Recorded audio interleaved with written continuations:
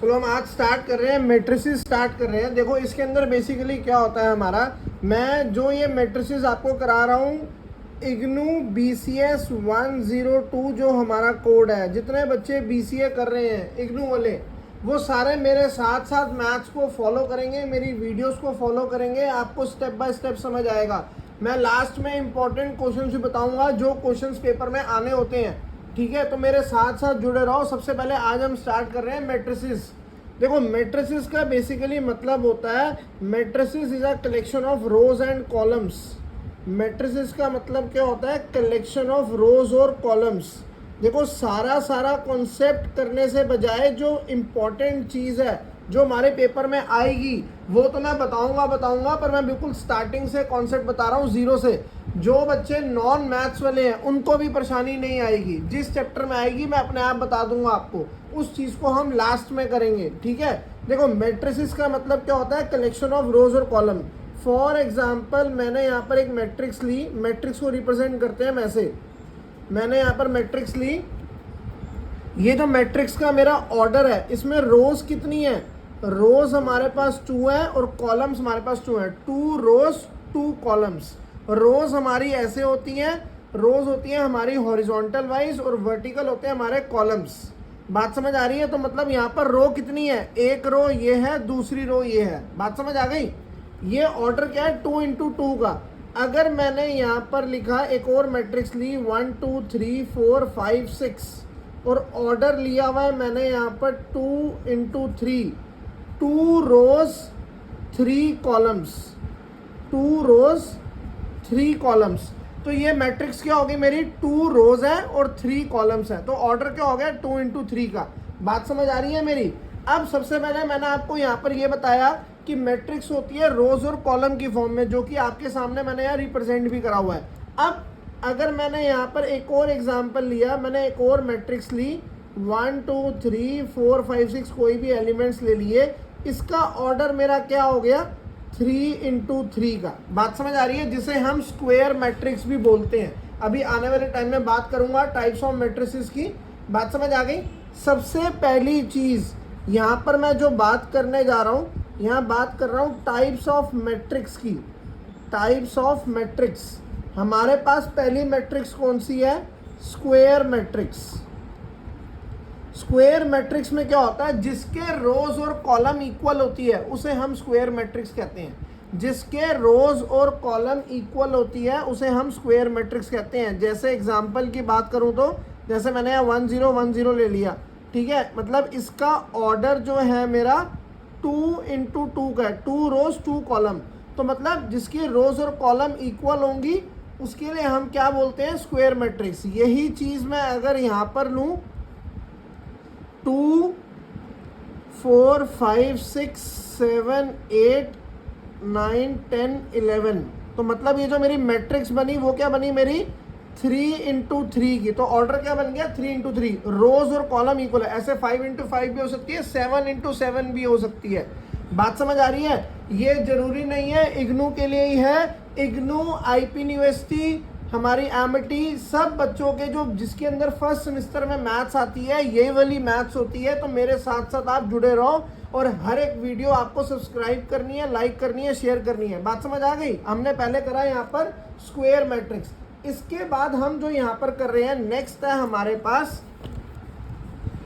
Next देखो जी हमारे पास जो है नेक्स्ट मैट्रिक्स होती है हमारी डायगोनल मैट्रिक्स। नेक्स्ट होती है हमारी डायगोनल मैट्रिक्स। डायगोनल मैट्रिक्स में क्या होता है, डायगोनल में एलिमेंट्स दिए होते हैं, बाकी सारे जीरो होते हैं। डायगोनल्स में एलिमेंट, इसे बोलते हैं डायगोनल मैट्रिक्स। बात समझ आ गई? ये हमारी राइट डायगोनल है, वो हमारा लेफ्ट डायगोनल है। तो मैंने आपको अभी क्या बताया, डायगोनल मैट्रिक्स। डायगोनल मैट्रिक्स में क्या होता है, इसके अंदर हमारे यहाँ पर डायगोनल में वैल्यूज दी होती हैं, बाकी सारे जीरो होते हैं। देखो इसके बाद नेक्स्ट आता है हमारे पास स्केलर मैट्रिक्स। क्या आता है हमारे पास, स्केलर मैट्रिक्स, जिसके अंदर क्या होता है, डायगोनल सारे इक्वल होते हैं। जिसके अंदर क्या होता है, डायगोनल सारे इक्वल होते हैं। अगर यहाँ पर 5 5 5 है, बाकी सारे जीरो। स्केलर मैट्रिक्स में क्या है, डायगोनल्स आर ऑल इक्वल। बात समझ आ गई? कोई डाउट तो नहीं है इसके अंदर? इसके बाद बात आती है हमारे पास, नेक्स्ट है हमारे पास आइडेंटिटी मैट्रिक्स। मेरे साथ जुड़े रहना, कब मैट्रिसेस ओवर हो जाएगा आपको पता भी नहीं लगेगा और पूरा कॉन्सेप्ट समझ आएगा। बस आपको एक वही छोटा सा काम करना है जो मैं हर एक वीडियो में अपनी बोलता हूँ, इसे बोलते हैं unit matrix. Identity matrix, unit या आइडेंटिटी, मैंने 2 बार लिख दिया। देखो यहाँ पर क्या बेसिकली आइडेंटिटी के अंदर क्या होता है, जिसके डायगनल्स 1 होते हैं। अगर 2D है, ये ऑर्डर 2 इंटू 2 का है तो डायगनल्स हमारे 1 है। अगर ये 3 इंटू 3 का होता तो यहाँ पर 2 3 4 1 1 1, बाकी जगह कोई भी एलिमेंट आ जाए कोई दिक्कत नहीं है। मतलब डायगनल्स जो है, 1 मिनट देखो, आइडेंटिटी मैट्रिक्स के अंदर क्या होता है बेसिकली, यहाँ पर डायगनल सारे 1 होते हैं, बाकी सारे 0 होते हैं। डायगनल्स में, आइडेंटिटी मैट्रिक्स में डायगनल सारे 1 होते हैं, बाकी सारे 0। बात समझ आ गई? कोई डाउट तो नहीं है इसके अंदर? इसके बाद हम बात करते हैं यहाँ पर रो मैट्रिक्स की। रो मैट्रिक्स कौन कौन सी होती है हमारी? Row matrix. अब अगर मैं यहाँ रोज की बात करूंगा तो रो मैट्रिक्स कौन कौन सी होगी मेरी? यहाँ पर कितनी रोज है? एक तो 1 0 0 है, एक मेरी 0 1 0 है, एक मेरी 0 0 1 है। बात समझ आ गई? 3 रोज दी हुई है। बात समझ आ गई? कोई डाउट है तो बताओ इसके अंदर, कोई डाउट है इसके अंदर? अगर मैं यहाँ पर कॉलम मैट्रिक्स बोलता हूँ तो कॉलम्स कैसे होती हैं हमारी? कॉलम्स की अगर बात करें तो यहाँ पर क्या दिया हुआ? 1 0 0, ये मेरा एक कॉलम है। अगला मेरा 0 1 0, उसके बाद अगला 0 0 1। कोई डाउट तो नहीं है इसके अंदर? क्लियर है? इसके बाद हम बात करते हैं यहाँ पर जो नेक्स्ट आता है हमारे पास। देखो जो नेक्स्ट आता है हमारे पास वो आता है जीरो मैट्रिक्स या नल मैट्रिक्स। जीरो मैट्रिक्स या नल मैट्रिक्स, जिसकी मेजॉरिटी ऑफ एलिमेंट्स क्या होते हैं? सारे 0। मतलब पूरी मैट्रिक्स ही हमारी क्या होती है? 0। जैसे कि मैंने यहाँ पर एलिमेंट्स ले लिया 0 0 0 0 0 0 0 0, तो ये मेरा जो है ऑर्डर क्या है मेरा? 3 इंटू 3 का सारे एलिमेंट्स क्या है हमारे? 0। बात समझ आ गई? कोई डाउट है इसके अंदर तो बताओ। ठीक है, इसके बाद हमने सबसे पहले यहाँ पर क्या स्टार्ट करना है? देखो सबसे पहली चीज हमारे पास एक क्वेश्चन होता है जो कि मैं आपको सबसे पहले बता रहा हूँ, कंस्ट्रक्ट अ 2 इंटू 2 मैट्रिक्स। यहाँ लिखा होता है 2 इंटू 3 मैट्रिक्स, या लिखा होता है 3 इंटू 3। तो यहाँ पर क्वेश्चन कैसे दिया हुआ है? क्वेश्चन हमें दिया हुआ है A equal to AIJ 2 into 2। तो इसका मतलब क्या है? जो हमारा A पार्ट है AIJ equal to half I plus 2J का स्क्वायर, ये हमारा क्वेश्चन गिवन है। ठीक है, ये हमें क्वेश्चन दिया हुआ है। मुझे बोला 2 इंटू 2 की मैट्रिक्स क्रिएट करनी है। क्या करनी है? 2 इंटू 2 की मैट्रिक्स हमें क्रिएट करनी है। तो हमें यहाँ पर क्या करना पड़ेगा? 2 इंटू 2 की मैट्रिक्स का मतलब हो गया A equal to A11 A12 A21 A22। ये हमें निकालना है। मेरी बात को समझना ध्यान से, ये बहुत बेसिक क्वेश्चन है। जो बच्चा मैट्रिक्स कर रहा है उसको ये चीज़ पहले समझ आनी चाहिए। यहाँ पर क्या है? A11 I और J यहाँ रिप्रेजेंट करते हैं 1 1, फिर 1 2, फिर 2 1, फिर 2 2। आपको कुछ नहीं करना, आपको सिर्फ यहाँ पर 1 वाली वैल्यू I में पुट करनी है, J वाली वैल्यू यहाँ पर पुट करनी है, और यहाँ पर अपना क्वेश्चन आपको दिया वह सॉल्व करते जाओ। जैसे आपके सामने मैं सॉल्व कर रहा हूँ। मैंने यहाँ A11, पहले A11 निकाल रहे हैं, हाफ I कितना है? 1 प्लस 2, J कितना है हमारा? 1। ये पूरा होल स्क्वायर है, हाफ 1 प्लस 2 का स्क्वायर मतलब 9/2। A11 क्या आ गया हमारा? 9/2। बात समझ आ रही है? कोई डाउट इसके अंदर? A11 की वैल्यू आ गई हमारी। अब हमें क्या करना है? यहाँ पर नेक्स्ट निकालना है क्या? A12। 1 2 कैसे निकलेगा? I में 1 पुट कर दो, J में 2 पुट कर दो। तो यहाँ पर I की वैल्यु कितनी है? 1, J कितना है मेरा? 2, हाफ 1 प्लस 4 का स्क्वायर मतलब 5 25/2 A12। A12 क्या आ गया? 25/2। इसके बाद क्या निकालना है हमें? A21। A21 कैसे निकलेगा?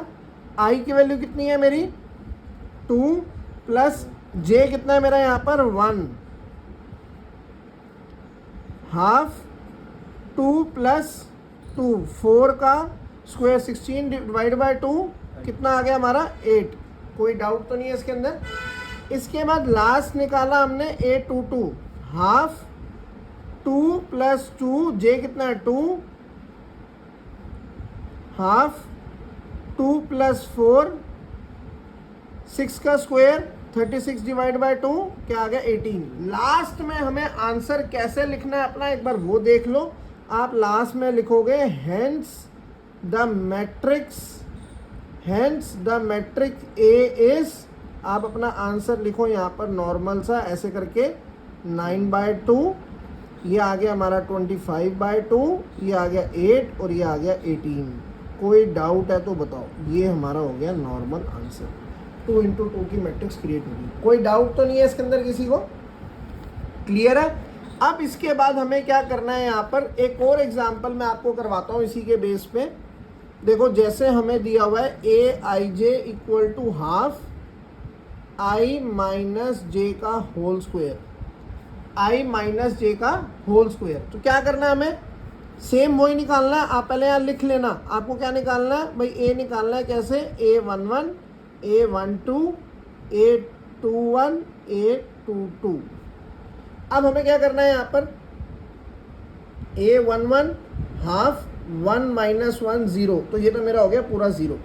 बात समझ आ गई, 0 डिवाइड बाय 2 0 ही होता है, ठीक है, नॉट डिफाइंड। इसके बाद क्या निकाला हमने, A12 मतलब आई कितना है 1, जे कितना है मेरा 2, 1 माइनस 2 माइनस 1 का होल स्क्वायर, माइनस 1 का होल स्क्वायर क्या हो गया 1/2, माइनस माइनस प्लस हो जाते हैं। तो A11 आ गया मेरा 0, A12 आ गया मेरा 1/2। अब मुझे क्या निकालना है, A21 2 माइनस 1 का होल स्क्वायर, यह आ गया 1, 1 का स्क्वायर 1/2, A21 आ गया मेरा 1/2। अब हमें क्या निकालना है यहाँ पर, A22 हाफ 2 माइनस 2 का whole square, 0 divide by 2, answer क्या आ गया 0, A22 भी क्या आ गया मेरा 0। अब आप यहाँ पर लिख दो हेंस द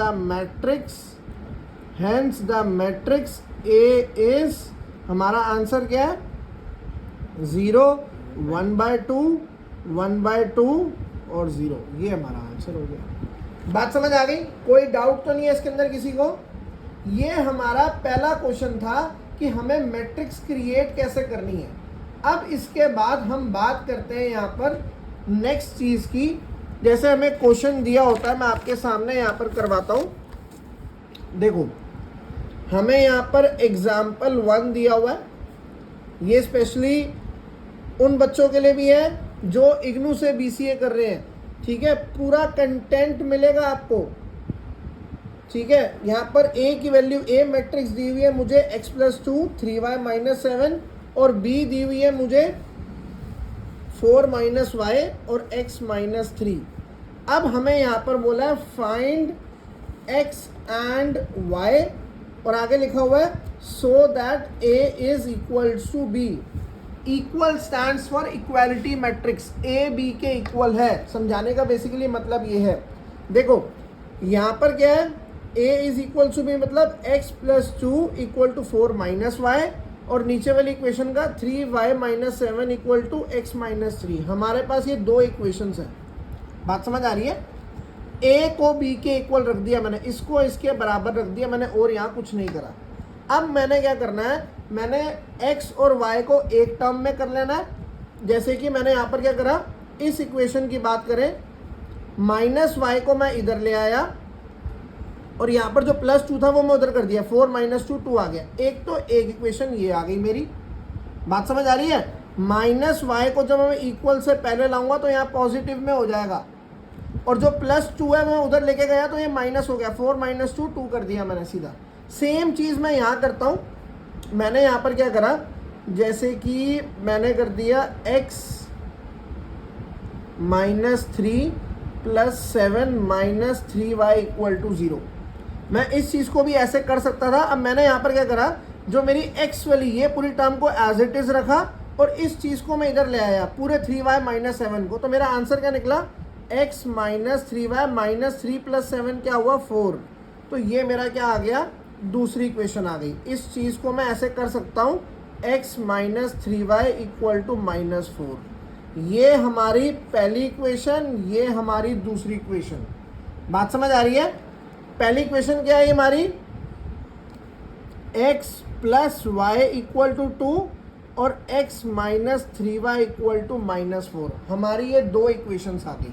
अब हमने जब हम स्कूल में पढ़ते थे ना, तो हमने ऐसा कॉन्सेप्ट किया हुआ था कि हम क्या करते थे, इन दोनों अगर ये सेम है तो हम यहाँ साइन चेंज करते थे। अगर याद हो आप लोगों को तो हम क्या करते थे, यहाँ पर साइन चेंज करते थे। तो अब हमें यहाँ पर क्या करना है, बेसिकली मैंने यहाँ पर क्या करा, ये दोनों सेम है तो मैंने यहाँ पर क्या कर दिया, साइन चेंज कर दिए, जिससे ये मेरा कैंसिल आउट हो जाएगा। अब देखो y प्लस 3y, माइनस को कंसीडर नहीं करेंगे, जो यहाँ प्लस है और इसको कंसीडर करेंगे। y प्लस 3y कितना हो गया, 4y, क्योंकि ये तो कैंसिल आउट ही हो गया। और यहाँ पर 2 प्लस 4 कितना हुआ मेरा, यहाँ हो गया हमारा 6, पर आएगा माइनस में। माइनस में ये इसलिए आ रहा है 2 प्लस 4 6 डिवाइड बाई 4, y आ गया 3/2। देखो 2 प्लस 4, क्योंकि इसकी वैल्यू मानी जाएगी, तो अब क्या करना है, 2 प्लस वाई की वैल्यू कितनी आ गई मेरी, 3/2। y आ गया मेरा यहाँ पर 3/2। अब हमें क्या करना है, यहाँ पर आप इस इक्वेशन के अंदर y की वैल्यू डाल दो। जो आपकी y की वैल्यू आई है उसको मैंने इक्वेशन 1 में पुट कर दिया, तो उससे क्या हुआ, x plus y, x plus 3/2 equal to 2। तो यहाँ क्या आएगा, 2 माइनस 3/2, क्योंकि मैं इस चीज़ को इधर ले गया और मैंने उसके बाद क्या करा, एलसीएम लेंगे। 2 2 ज़ा 4, 4 माइनस 3, x आ गया मेरा 1/2, x की वैल्यू 1/2 आ गई, y हमारा 3/2 आ गया। कोई डाउट है इसके अंदर तो बताओ। x आ गया हमारा 1/2 और y आ गया हमारा 3/2। अब आपको क्या करना है, हमें यहाँ का निकालना था, x और y निकालना था, वो हमारा आंसर निकल चुका है। x की वैल्यू ये है और y की वैल्यू है। अब हमें क्या करना है, अगर आपको इसके अंदर x और y की वैल्यू डालनी है आप डाल सकते हो। अगर आपको यहाँ पर x के अंदर, मैंने यहाँ पर x था 1/2 प्लस 2 और यहाँ पर 3 इंटू 3/2 माइनस 7, आपको सॉल्व करना है तो आप सॉल्व कर लो, एलसीएम निकाल लो। यहाँ पर एलसीएम आ गया 2, 1 प्लस 4 और इधर क्या निकलेगा हमारा 9/2 माइनस 7। तो आप ये सॉल्व कर लो, यहाँ पर 2 7 ज़ा 14 माइनस 5/2 आ जाएगा। मैं डायरेक्ट लिख देता हूँ 5/2 और माइनस 5/2, ये हमारा ए निकल गया। अब सेम चीज़ आपने यहाँ बी के लिए करनी है, तो यहाँ 4 माइनस 3/2, एलसीएम लेने हैं, बेसिक चीज़ है, एलसीएम तो लेने सब बच्चों को आते हैं, ठीक है। तो यहाँ पर क्या आंसर आ गया, 5/2 और माइनस 5/2, ये हमारा आंसर हो गया, ख़त्म हो गया, और कुछ भी नहीं करा। बेसिकली हमें सिर्फ x और y निकाल के दिखाना है, आपको इस वैल्यू को डालने की ज़रूरत नहीं है। बात समझ आ गई? कोई डाउट तो नहीं है इसके अंदर? मैंने अभी आपको सिर्फ इस दो चीज़ों के अंदर x और y निकालना बताया है। अब मैं इसके बेस पे नेक्स्ट क्लास में 1-2 क्वेश्चंस कराऊंगा, जिससे आपको ये कॉन्सेप्ट बिल्कुल क्लियर हो जाएगा, ठीक है। आपको क्या करना है, मेरी वीडियो को सब्सक्राइब करो, लाइक करो, शेयर करो, अपने जितने इग्नू वाले ग्रुप्स हैं, आईपी यूनिवर्सिटी वाले ग्रुप हैं, सब में ये वीडियो पहुंचाओ, जिससे बच्चों को कॉन्सेप्ट्स क्लियर हो, ठीक है। Thank you.